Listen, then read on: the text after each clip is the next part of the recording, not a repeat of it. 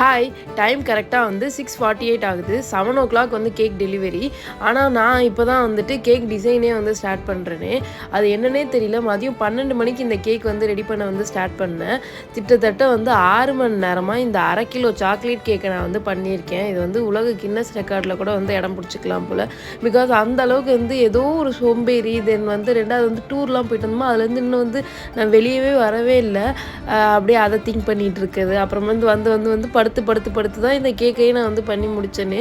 அதுவும் இல்லாமல் கஸ்டமர் கால் பண்ணி கேக் ரெடியா அப்படின்னு கேட்டதுக்கு அப்புறம் தான் வேகமாக வந்து டிசைன் ஒர்க்கே வந்து பண்ண ஆரம்பித்தேன். சொல்லி வச்ச மாதிரி இந்த பிரிண்ட் வரதுக்கும் வந்து லேட் ஆயிடுச்சு. இன்னொன்று என் மைண்டில் வந்து என்ன இருந்துச்சுன்னா, பிரிண்ட் வந்துருச்சுன்னா என்ன டிசைன் ஒர்க் என்ன 5 மினிட்ஸ் ஒர்க் தானே, பிரிண்ட்டை வச்சுட்டு டக்கு டக்குன்னு டிசைன் ஒர்க் பண்ணிடலாம் அப்படின்ற ஒரு இதுலேயே வந்து படுத்தே வந்து இருந்தேன். 2வது சோம்பேறிலையும் சோம்பேறி, நான் தான் 1 நம்பர் சோம்பேறியாக இருப்பேன் போல். டூர்லாம் போயிட்டு வந்து 2 டேஸ் ஆக போகுது. ஆனால் இப்போ வரைக்குமே என்னோட லக்கேஜ் எதுவுமே நான் வந்து இன்னும் எடுத்து வைக்கல, அன்பேக் பண்ணல. அப்படியே வந்து எப்படி வச்சோன்னா அதே மாதிரி இருக்குது.